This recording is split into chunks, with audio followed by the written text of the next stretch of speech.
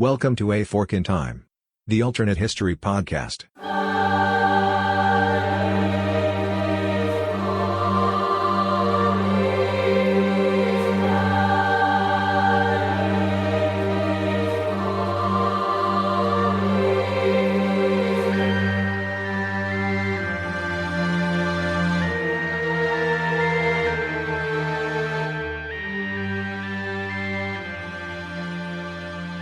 Before we get to today's episode of A Fork in Time, just wanted to remind our listeners that we're coming up on episode 200, and that means, as we've talked about here, we're coming up on our next live stream. The date that we've set for that is May the 11th. It will be at 5 p.m. Eastern Time in the U.S., but certainly we invite our listeners from around the world to join us. We've looked for a time, hopefully on that Saturday here in the U.S. or Sunday if you're further to the east of us, that'll work for you. And so we encourage you to look in the show notes for this episode, as well as visit our website at www.aforkintimepodcast.com for information about live stream at 200.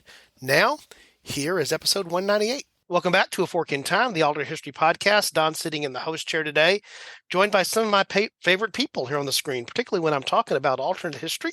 So today we have Dr. Eric Rush. Good to see you, Eric. How are you this afternoon? Well done. Thanks for having me. Good. Robert Koshu. Now, Robert, you've been on doing the show for more than a year, so you're not the newbie anymore. You're the experienced veteran here with us now. For whatever that's worth, but it is good to be back. It is good to have you back. And then in my upper left is the ever faithful. By the way, we did this calculation the other day, didn't we, Chris? You are now on percentage-wise of episodes. You are the second most frequent appearance on A Fork in Time. So that suggests maybe a good thing for you to do would be to say hi to the good people. Hi, good people. There we go. Now it's officially an episode. So one of the things we've mentioned, especially over the last few months, that we're enjoying a lot here, and so we're going to also extend this invitation to you again, is we're interacting with our listeners on our Discord server. And one of the things I like about that is we have a core group on our Discord server that are very actively engaged. They will jump in and tell us what they think about an episode, what they think we missed, what we should have done, and we really like that. It's more of the almost real-time sort of collaboration that goes on between us and our listeners. And one of our faithful listeners who've been doing that for the longest is Helena Nash, and she's from the UK. And so you may recall not that far back, I think it was 4 episodes ago, we entitled the episode Sheep Suffrage. I still encourage you to see the ChatGPT generated image that goes with that if you haven't been to our website and seen the image that goes with that particular episode. But she had suggested that we sort of stopped short about all the places we could have gone on that episode where we talked about a different outcome for the 1982 Falklands War. And so, Helena, this episode is for you. We're coming back to revisit that based upon some of the things you suggested there. And the other thing was Eric didn't get a chance to join that episode. I know that he had some thoughts as well, so we wanted to give him a chance. So we're going to go back and pick up Sheep Suffrage. I don't know if we're going to call this. I'd suggested before we recorded, I already have a title in mind, which is the Ruminant Revisit, which seems to go well with Sheep Suffrage. I don't know if they'll actually end up there or find a better title as we go through it. But I'm going to toss it over to Robert to follow up by Eric and then to Chris to sort of set up our what really happened, but more importantly, what our what if is here today before we launch off into it. So Robert, take it away. Absolutely. Thank you, Don. And Helena, thank you so much for the suggestion, because I think we kind of bounced around the idea of heading down this direction at one point, but love to hear other people think the same thing we do. So we laid out a couple of different scenarios where, in essence, the Falklands War ends. And it ends with an Argentine flag flying over the Isle de las Malvinas. And so that is what they are now known as, and they are now Argentine. So in 1983, this was 1982. In 1983, there was an election in Britain, and Miss Thatcher and the Conservatives no longer have the Falklands factor involved in it. And at the same time, this is also one of the very big times when Northern Ireland has reared its ugly head in a lot of ways. So you have in 81, you have the hunger strikers going. A lot of that has just kept going. And Thatcher can't seem to kind of get, she doesn't have her Iron Lady persona running around. So that doesn't help her in Ireland any either. And so in 83, the Conservatives do not run the table, as happened in our timeline. And they are forced to deal and make a deal with the Labour Party, and they form a coalition government. And as Don noted, coalition governments can be very deadly. So that gets us to 83. Eric, I think you had some thoughts on 83 to 85 that I think were fantastic. And Eric, we said Lib Dems as the coalition versus Labor, right? Yep. Well, because we've had that before, so I think we remember. I think it was Cameron and Nick Clegg more recently had a conservative and Lib Dem coalition government, and as I recall, it didn't last all that long. And coalition governments oftentimes don't. I mean, with the exception of potentially unity governments during time of war, out of sheer necessity. But in this case, in 1983, you have a Thatcher who is still the prime minister. She is in coalition government. She does not have quite the security that we had in our timeline, because again, in our timeline, the 83 election was a drubbing for the Labour Party. It was a mess. What that resulted in our timeline was the resignation of the Labour leader Michael Foot and the ascendance of a new Labour leader who's called Neil Kinnock. We would say in this timeline that likely still happens. This is still a Labour loss, and oftentimes with losses of parties, a party leader may choose to step down at that time. And so in our scenario, Foot still does, and so we still have a Neil Kinnock as the Labour leader. But with this coalition government, Thatcher loses a lot of her power. There's just not as much that she can do, but yet she tries to continue to accelerate a lot of the privatization that she did in our timeline. But that really she wasn't able to be quite as capable with that. And so there was a lot of in our timeline there was a lot of animosity towards her for those attempts, and it threatened her coalition with the Lib Dems, who were really not on board with a lot of these plans. In this timeline, there was a kind of the culmination was in 1984. So in 1984, there was a miners' strike, and in this timeline, what we're saying is this was sort of bad enough for Thatcher that it was the fatal blow. And in this case, it was in a bad enough state that there was a no confidence vote in her. And she responded to this by calling for a general election in early 1985, which was early because they just had an election in 1983. And it was this 1985 election that Labour then won. And so we'll just say by spring of 85, you have a Labour majority, and Neil Kinnock is invited by the Queen to form a government. So now you have 1985, which is an interesting time period for a lot of reasons. But one of the reasons is because you also have now Gorbachev, who's coming into power in the Soviet Union, and was obviously a very different sort of leader than who had existed before. If I remember right, he took office in March. So now a prime minister who is in office, and a new Soviet premier who is in office. And in our timeline, Thatcher warmed up pretty quickly to Gorbachev, and she already had an existing very strong relationship with President Reagan. And so I think that there are many who would argue that those two relationships paved the way for some of our later summits that happened, and the thawing of the Cold War and the eventual dissolution of the Soviet Union. But the first of these summits was in Geneva in late 1985. So I think this is our first major foreign policy diversion: does that still happen? If you have a Kinnock as prime minister, is he going to have the same relationship with Gorbachev that Thatcher does? He certainly will not have the same relationship with President Reagan that Thatcher did. And so what happens to that? What happens to that summit in, I believe it was November of '85?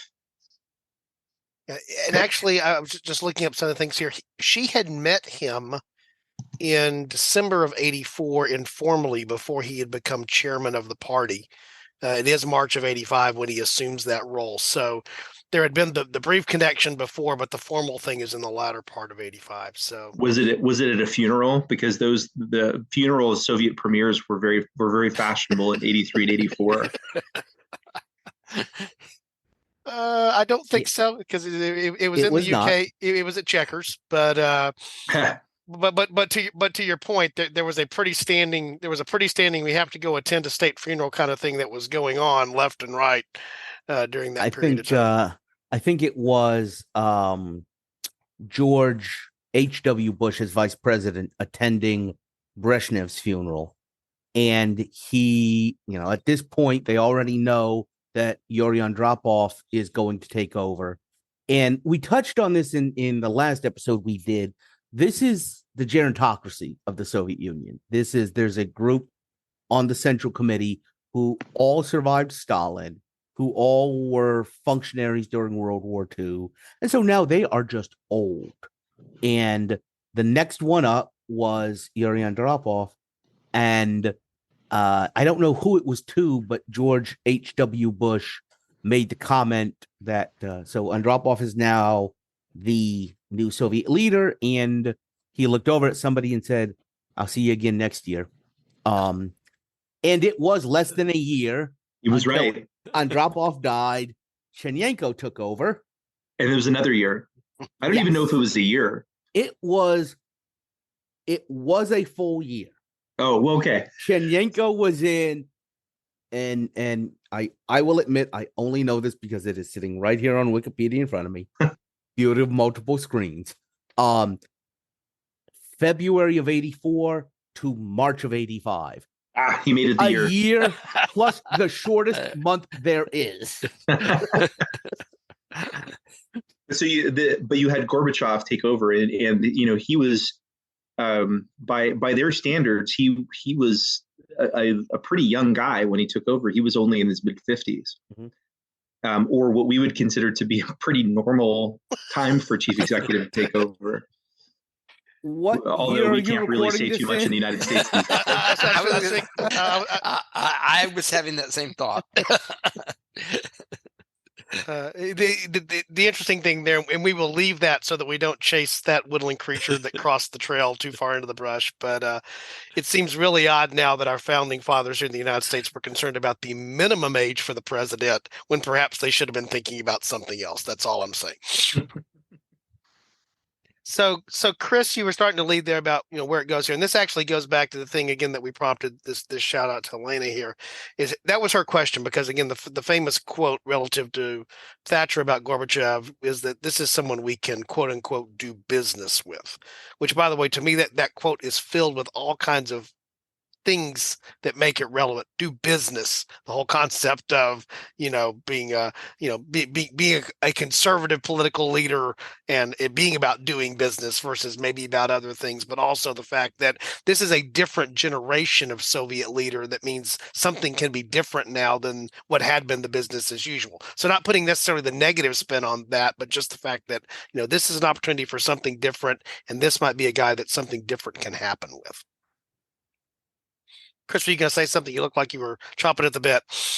Also, just the idea that Thatcher is a shopkeeper's daughter. To her, business is face to face.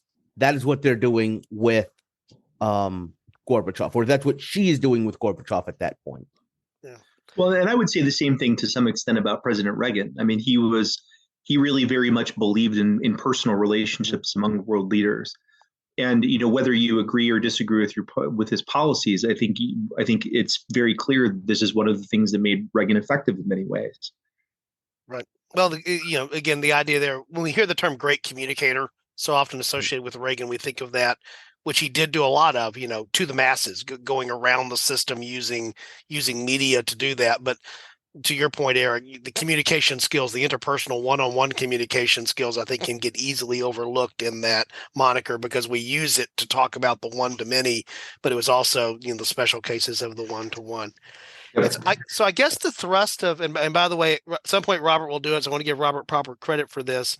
One of the ways that people talk about this period and what eventually causes the end of the Cold War and the decline of the Soviet Union that I knew as a kid, and through this, are the three Ps, right? The president, the Pope, and the Prime Minister, as you mentioned there, Robert. Which I stole from a book title. Yeah. Which... So one of the things that changes in that equation, which is why I bring it up, which was Helena's suggestion, is what happens if you change the Prime Minister? What impact does that have on this? And again, this concept that she was introducing there is it's sort of Thatcher that gives, and guys, correct me if you think different than this. The nature of that quote is that Thatcher is sort of giving a stamp of approval to Reagan and other Western leaders to say it's okay to talk. It's okay to deal with this guy. I'm giving him the benefit of the doubt. You guys should too. Is that a fair way, maybe, of describing it? Yeah, I think so because Reagan had labeled them the precursor term, the evil empire. They were communism was going to be left on the ash heap of history. All those hardline conversations, and we're going to go bankrupt them basically by darn near sometimes bankrupting ourselves. But at the same time, he was not willing to really talk. And then you get to Geneva, followed by Reykjavik, and at one moment in Reykjavik, they literally were going to destroy all nuclear weapons on the planet. And for a man who peace through strength, MX missile, Star Wars, SDI, Strategic Defense Initiative, B-1B bomber, all of that ramping up and running to, hey, let's ban all nuclear weapons in the short time span of 2 years, is a credit to Reagan's personal communication and personal relationship skills that you're referring to, Eric. Obviously, I picture him and Gorbachev running around the ranch in the Jeep. They go out to the ranch in California, and they had some really interesting discussions, and you can even, and then this is even in the Wikipedia article that Reagan even asked basically to Gorbachev, is like, if aliens invaded the Earth, would you guys help us? And Gorbachev said, yes, we would. And Reagan's like, we would too. And so it's like, we can all be, and, no aliens invaded, but we can all be united by our common humanity. And I think that's really one of the other things that especially that Reykjavik summit, really helped us realize is the extent to which existential fear of nuclear weapons was present in leadership of both countries. Yeah. And, even though no agreement was raised, I think each side sort of understood how far they were willing to go and how far the other side was willing to go. Yeah. And I'm not sure if Thatcher doesn't convince Reagan, because of the relationship Thatcher and Reagan had, and it was a very, very unique relationship among world leaders, that Reagan gets on board with Gorbachev. He might eventually, but does he get on as quickly? Does the Cold War last that much longer? And then if the Cold War lasts longer, what happens to the coup when the coup happens? I think the answer is no. I don't think Reagan, I don't think there is the relationship that's formed that quickly. Because again, we're seeing the Geneva Conference occur, within in 1985, within 9 months of or 8 months of Gorbachev taking power. I mean, there's a lot of that relationship that has to be pre-made. So I think eventually, because of mutual desire for all parties to have these sorts of summits, I think they would have happened. But I don't think they would have happened this quickly. I think we would have needed some time to build those relationships. Kinnock and Reagan would, I think they would have a cordial relationship, but I don't think they would ever have the special relationship that he had with Thatcher. And I don't think he would have the same innate level of trust as he did with Thatcher. So I think there would be a more extended vetting period. And we've used that term a number of times, and I think it's interesting because we've used the term special relationship, which is one of the terms that's used to describe the U.S.-UK relationship obviously, but then there's also, so to not use the same term in a redundant, yet different way, is there's sort of the special affinity that exists between Reagan and Thatcher inside of a special relationship. So you already had, the U.S. and the UK Yes. being probably the two strongest allies that have existed certainly in the last century, without a doubt. Yeah, I think that's an easy place to go and not be at risk of contradicting that. But it was Right. the booster shot that went with that during the 80s when it was Thatcher and Reagan that made the special relationship, if you will, even more special, or even more of a unique personal relationship inside of that. And, to Eric, to your point there, would the US and UK been in lockstep on a lot of things? Sure, but not quite the same way with a Labour leader in the UK and a conservative Republican president in the United States. The relationship would still be special, but it wouldn't be extra special, I think, is the way that I think of it in my head. Extra special. I like that. Yeah. Well, so when go does the summit happen then? I guess that's the question that I was about to ask, is how much do months and years matter here, in terms of how this timeline is different than the actual timeline that we know? The first place that I went in my head is, okay, I can distinctly remember the collapse of the Berlin Wall.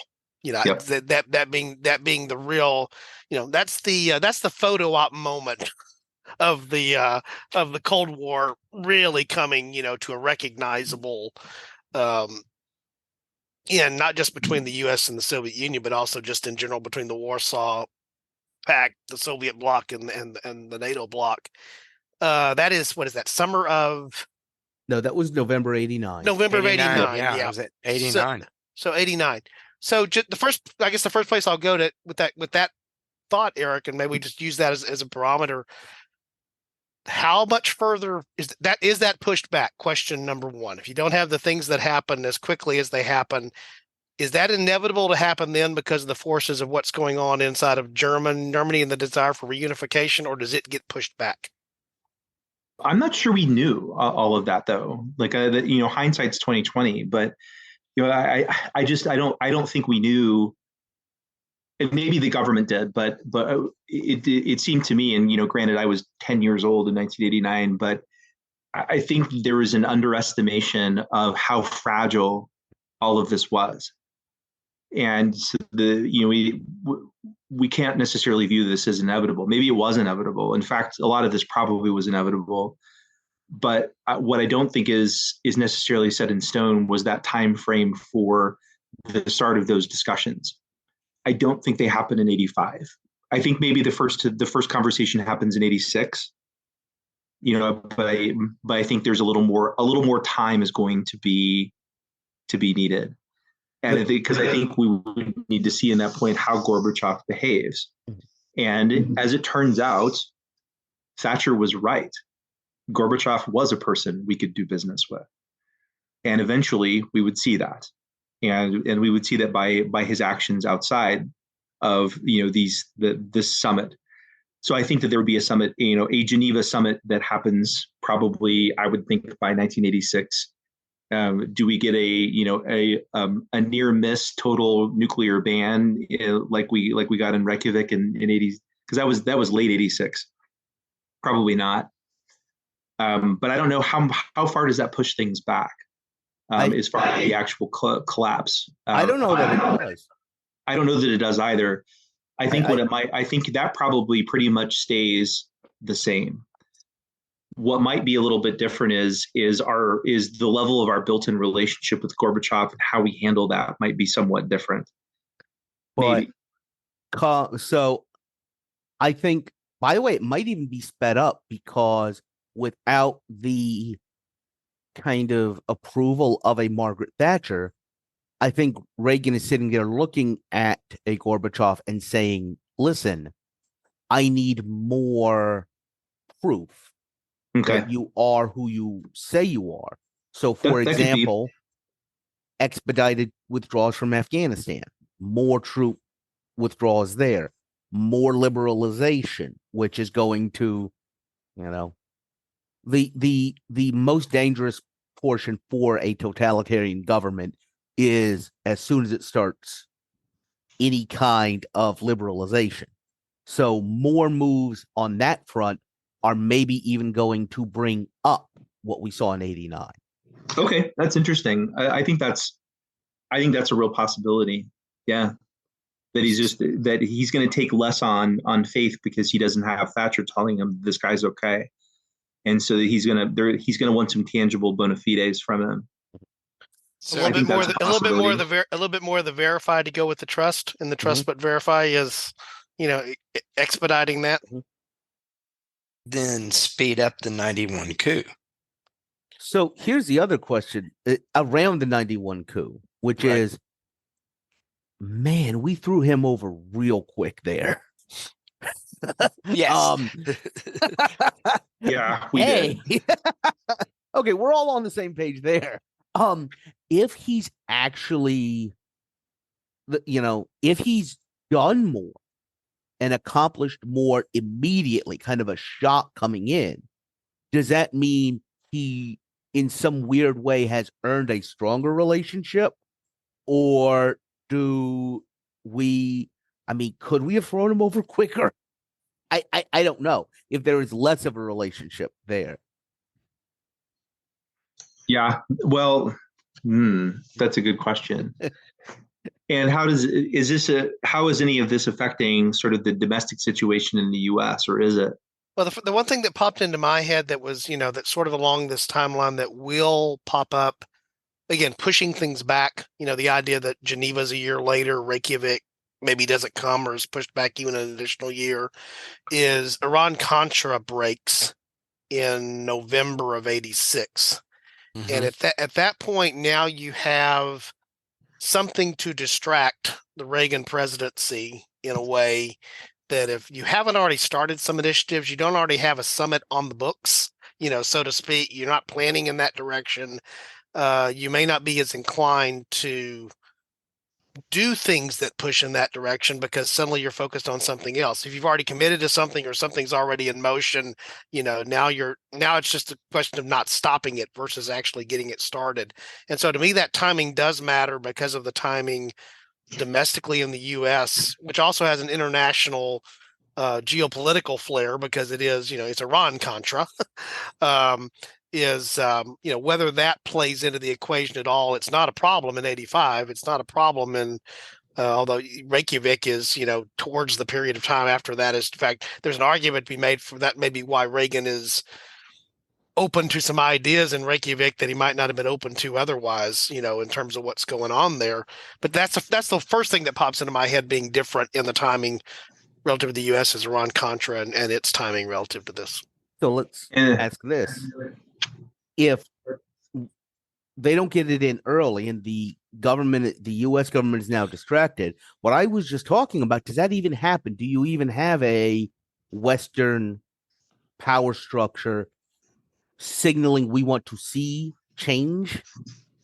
Or do you possibly have him trying to change, having a distracted partner on the other side, and just the teeth of these gears not clicking with each other, and possibly the forces that led to the August coup trying an August coup when the Soviet border goes all the way to the Elbe?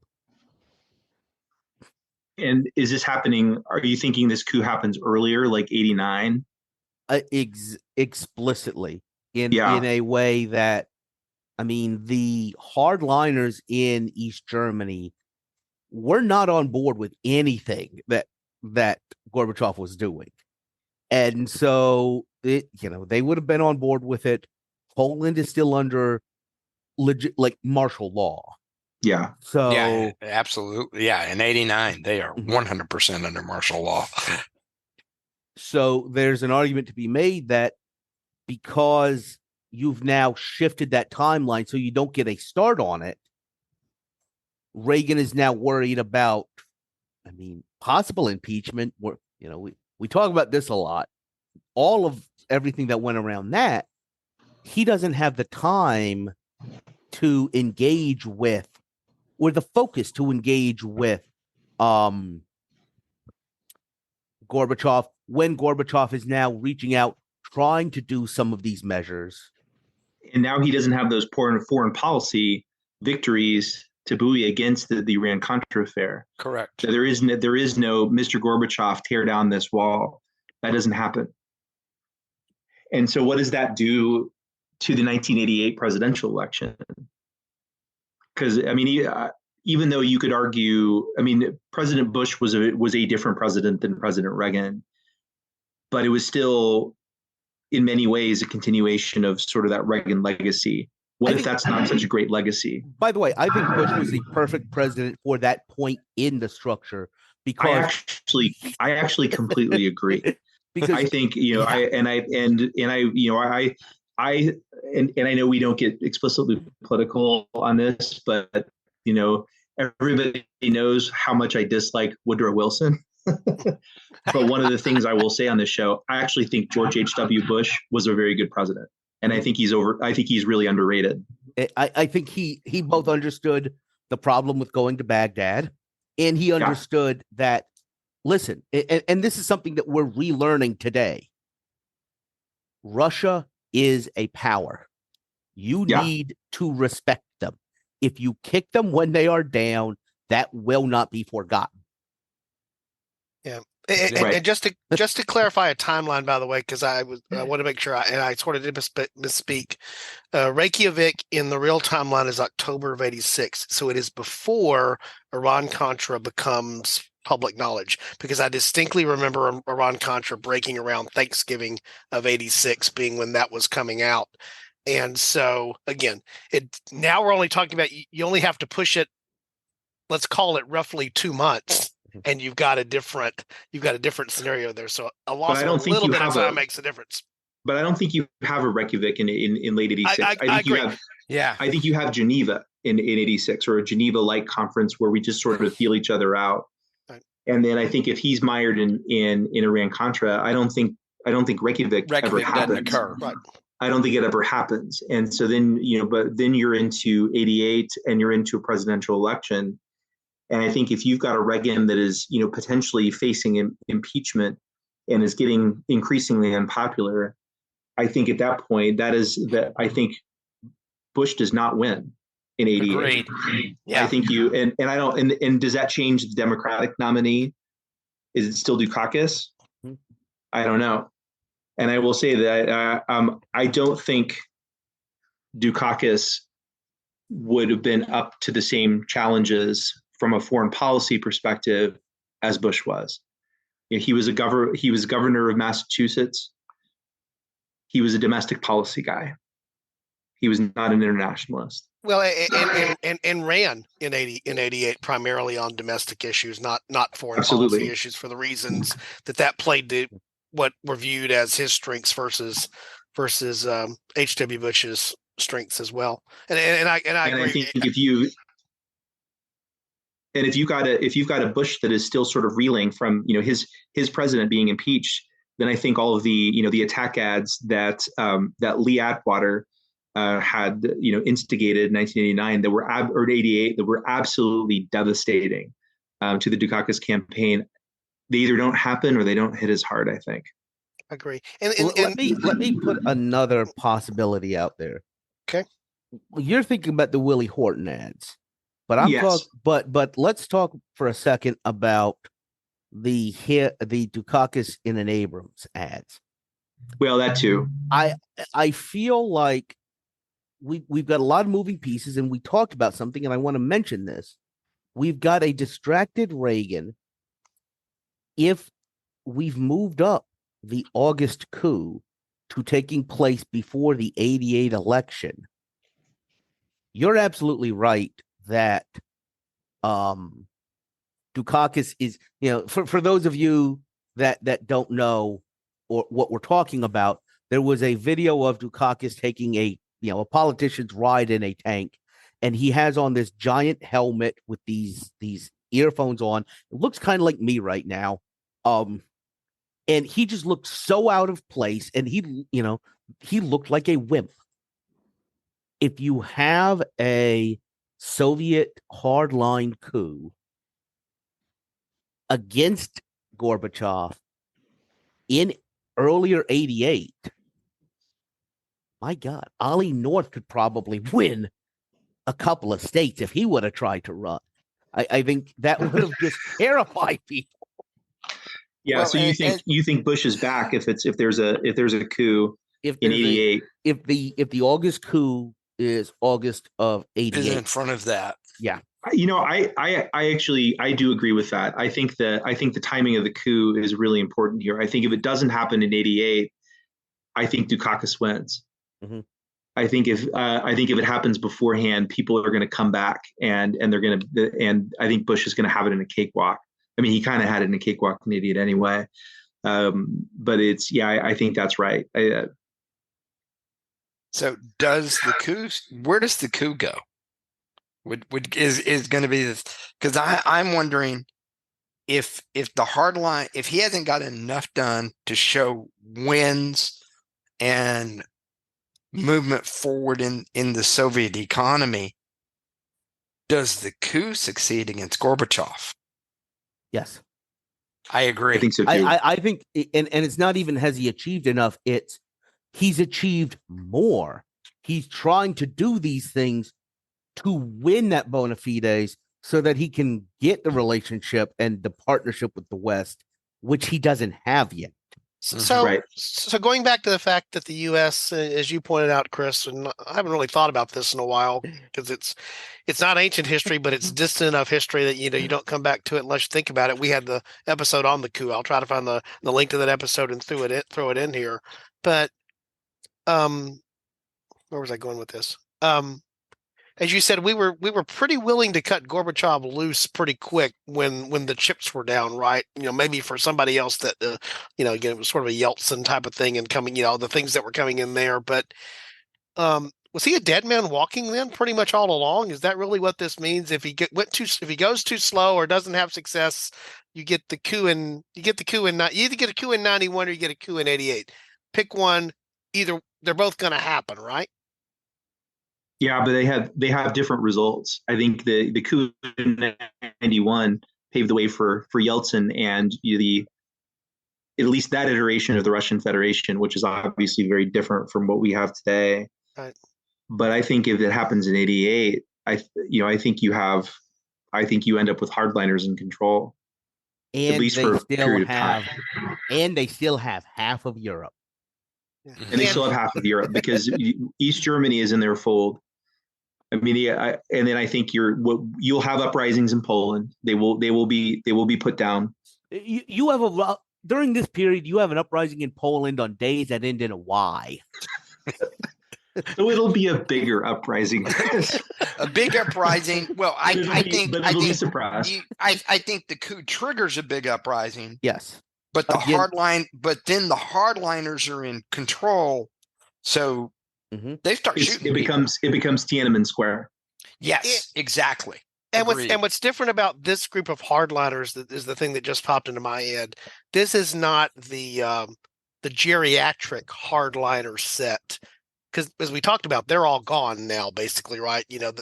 We ran through that list in the early '80s in both timelines, but we end up with a set of hardliners that are the next generation of hardliners. So they're going away when they choose to go away, not because they're going away dying natural causes. The other thing about this is, I would argue they're an active hardliner set in a way that the Brezhnev people weren't, in a very confrontational way.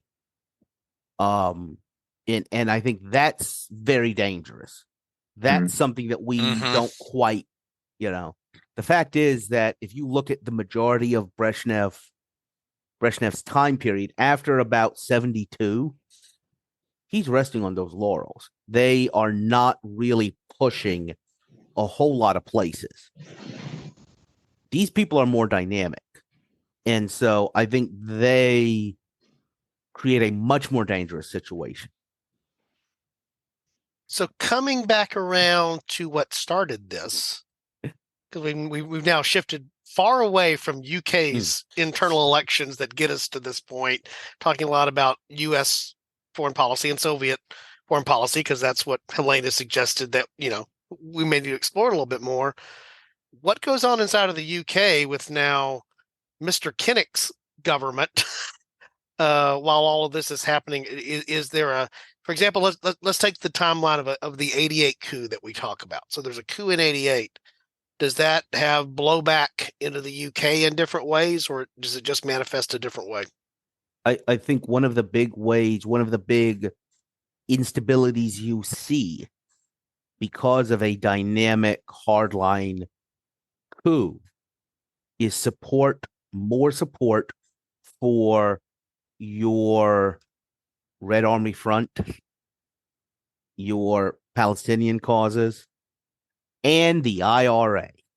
They are going to get a lot more support from a hardline regime that, again, is not containment, is expansion, and is taking the war to the homeland of the capitalist powers.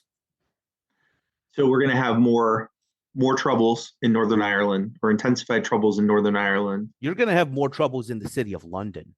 Well, you're going to have more troubles in the city of London. That's right. So there will be more attacks in London. So in my mind, the Conservatives are back pretty fast. With that next election, I think the Conservatives are back, because I think the public will view them as taking a harder line on IRA and on terrorism.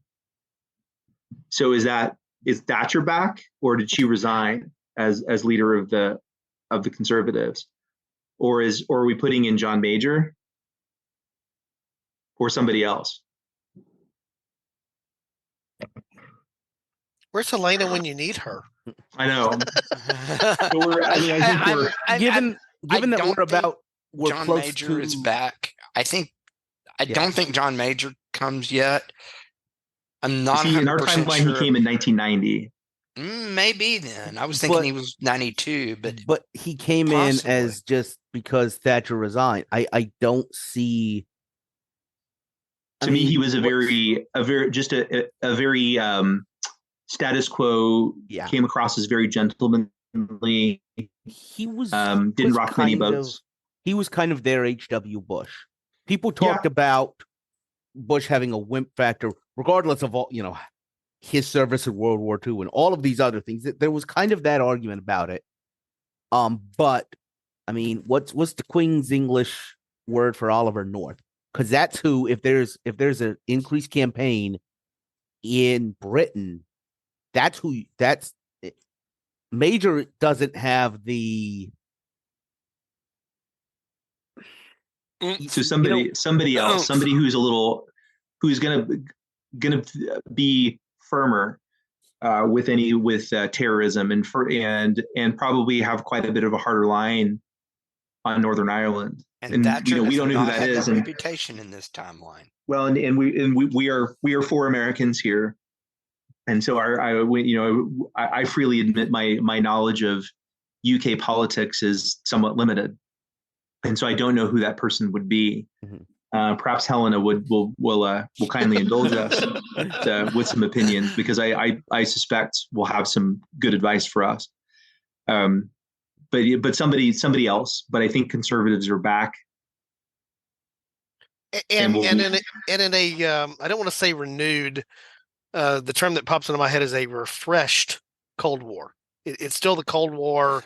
It's taken a slightly different tenor now for reasons that it's taken a slightly different tenor, but it's I guess part of the irony, you mentioned the Russian Federation there, Eric. It's still the USSR. It's not the Russian Federation that rises out of this. And now I'm really fast forwarding to where we are today in 2024, and how much longer does this refreshed Cold War last? And the one thing about the Cold War is that, yes, there were the outbreaks in various places, and it got hot, and there were, the political crackdowns inside the Soviet bloc, but it didn't get as close to looking really as hot as we have now today, even though we're quote unquote past it, sort of in a new phase of it. So I'm just trying to process that in my own head. I don't know if I necessarily have thoughts I can speak on that, but that's what's running through my head right now is would we still be in 2024 in this, in the Cold War redo scenario that gets reinstated in a different way in '88? I think probably not. So, and here's my reasoning for that. I do think if this happens, I still believe that there would be a hardliners taking back over in '88. But I also have to reflect on why Gorbachev did some of the things that he did. Some of it was that I think he believed in a certain amount of liberalization, but also he did this for expediency. The economic situation in the Soviet Union was not good at that point. And regardless of whether there is a hardline takeover or not, economic realities were setting in, and those were creating their own instability. And so I still think if there's a hardline coup that sticks in '88, I still think their days are numbered. We're not going to have the same events of 1989. Probably there'll be different events, but I still don't see the Soviet Union sticking around for all that long. Okay. I don't know that I do either. What I'm wondering is, and it's an interesting. There's a decent amount of books out there about this, which is a Soviet Union that realizes, hey, the correlation of forces are not in our favor. We are, our relative power is declining, especially thinking about, the computer revolution. They had none of that in the Soviet Union, and this is just beginning to take effect. So the longer they stay alive, the more that gap exists. And expands. And at what point do they say, hey, listen, man, we're going the wrong direction. Maybe we throw the dice now. Oh, preemptive World War III? Is that what you're saying? Yeah. Okay. So so we've gone from this escalated quickly. We've gone from it's by the way most wars often do, Eric. That's the problem. They do escalate. We've gone from sheep, and now Chris is starting World War III. Well, so Chris, if we can't listen, stop I've never been able. War I, I've never been able to prevent two. Yeah. So the sequel went so well. So the word last ditch effort. So the last ditch effort. So Soviet Union invades Western Europe in a conventional war. Is there a nuclear first strike? What does this look like? No, I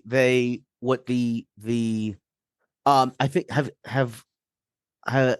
I think it's a scenario similar to John Hackett's The Third World War. If you guys have read that, that's actually where I was headed when you said that, Chris. Was that entire scenario where basically their back is against the wall, they don't know what else to do, so let's invade Europe, see what else we can grab. We can, quote unquote, stabilize our economic situation by grabbing those economies as a part of it, and pretty much telegraph from the beginning, we're not going nuclear, so nobody else go nuclear either.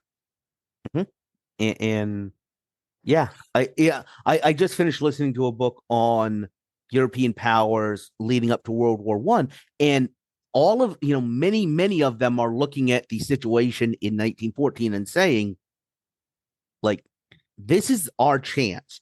Germany at this point looks at Russia and says, hey, they're repairing everything. We better do it now. France looks at Germany and saying, hey, there's a lot more Germans being born. We better do it now. Everybody is looking at other powers and saying, we better do it now because we're on the wrong track. That's what I think hardliners see when they look at those graphs in 88, 89. Okay. So how does that work? How does that work out for them? How does that all play out? Well, I don't think it works very well. I think, like we talked about, like we saw, it's kind of laid out in the book. The United States has started to have, you're fighting with the weapons we went to Desert Storm with, which to many of us were borderline Star Wars. And they weren't as good as they were sold, but they sure looked pretty freaking close.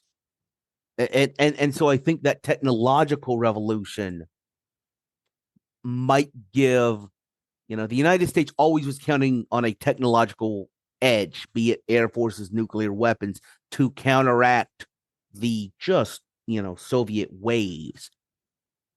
I think we might have a circuitry edge that allows us to win.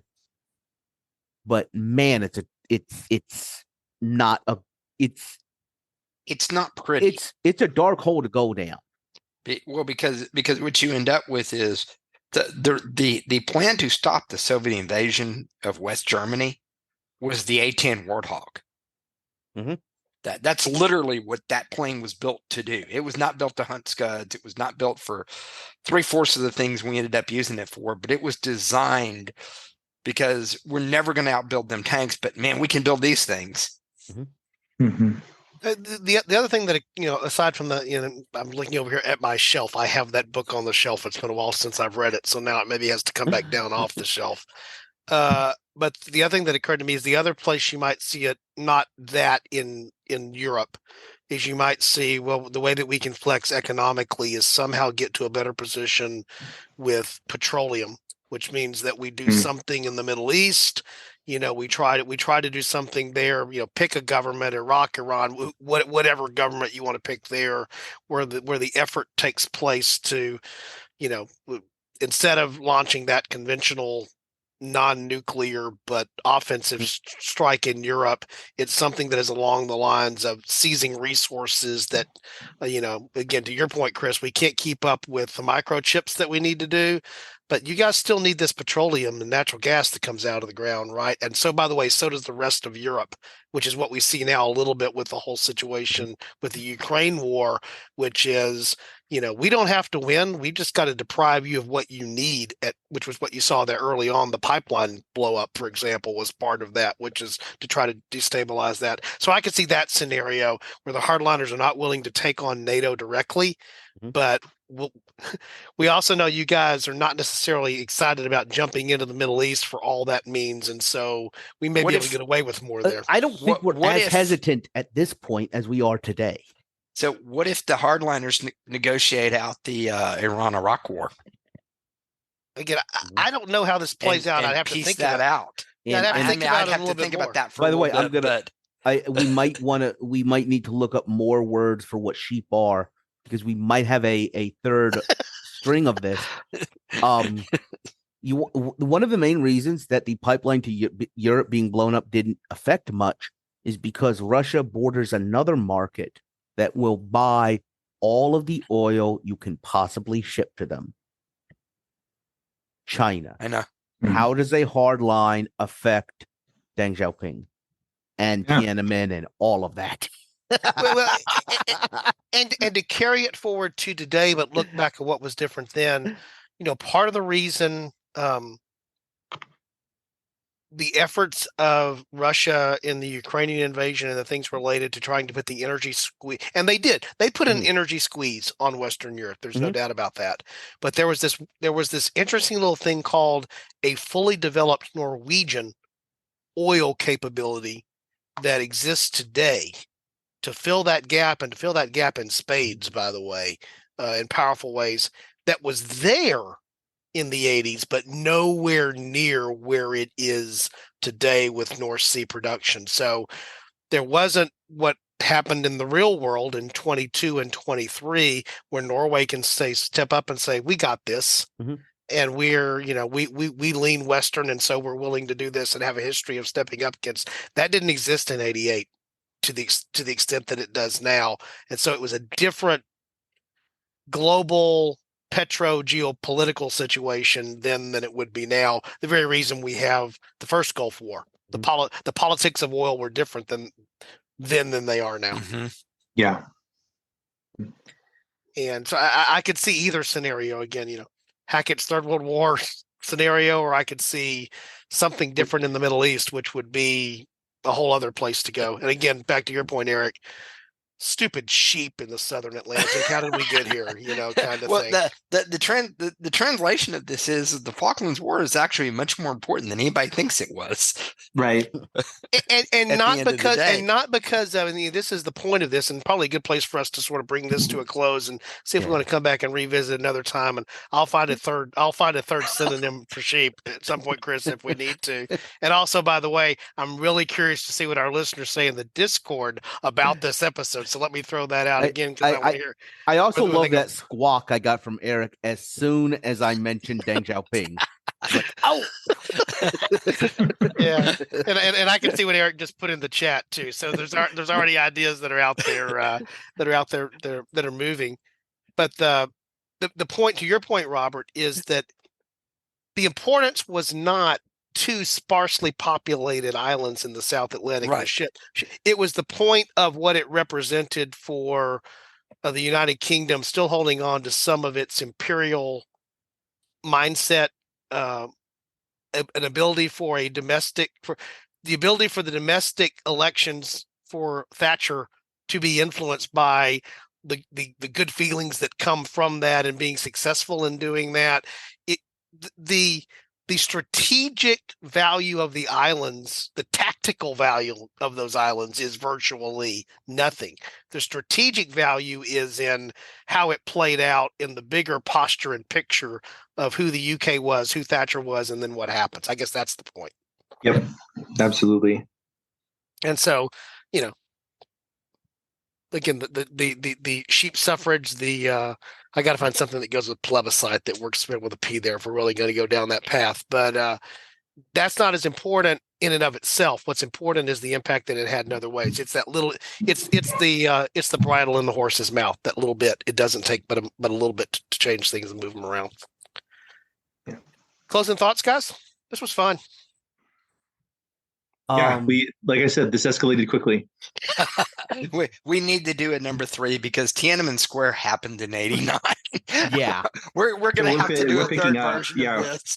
I Yeah, opened we that are. can. I opened that can fully understanding that it might need its own episode. Well, when you said it, I was like, was that '89? And I had to go look real quick. And 89 was the year I got married, so a lot of historical things are kind of blurry to me that year, if that makes sense. Yes. Yeah. Now, but as we're closing up everything, I bet you we're probably going to have to come back to this after the live stream show, right, guys? Yes. Yeah. and we are in full countdown to live stream. In fact, one of the things that we will be doing off podcast through our Slack communications this week is starting to coordinate among the team for a date. So be looking for that. I'll get a special release out on that and some of the places that are going there. But just so our listeners know the concept there, we've talked about, this is episode 198, I think, that we are recording right now, if my memory serves. And we've talked about episode 200 being our return back to a live stream.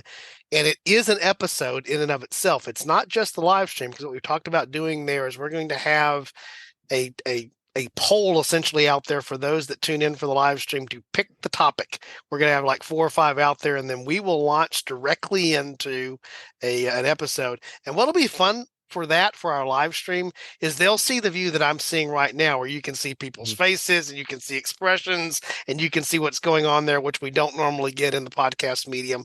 And so we're excited about that. We're looking for the time to do that. And so, Chris, thanks for setting up the plug for that. Well, I know it's a big thing that Eric is excited about. He was the one that pushed our first live stream, so it's good to have it here. There will be the thing that we know that we're going to have there, which is the live stream bingo cards that relate to the various things that we say. And we may come up with a few inspired by things that go in the store off of that before it's all said and done as well. And we will have the requisite conversation. It may not be long, but it is required. There'll be some barbecue discussion because we just have to go there. We promise yes, barbecue there will. discussion. We promise barbecue discussion. All right. Anything else you guys want to mention before I close this out here? All right. This is why we enjoy what we're doing. We hope you enjoy listening. We hope that you feel like you've just sat in somebody's living room while we happen to wander off into these topics, and we just happen to put it on and record it for you and put it out there on the internet. So on behalf of Chris and Robert and Eric, this is Don signing off for this episode of Fork in Time and suggesting once again that if you happen upon a fork in time, our suggestion is to take it. Thanks, guys.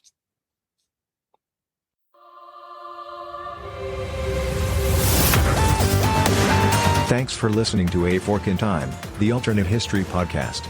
Learn more and provide feedback by visiting our website at www.aforkintimepodcast.com. Connect to us on Facebook at facebook.com/aforkintime or follow us on Twitter at AFIT Podcast. If you want to support the show financially, visit our Patreon page at patreon.com/aforkintime. We hope you will join us next time.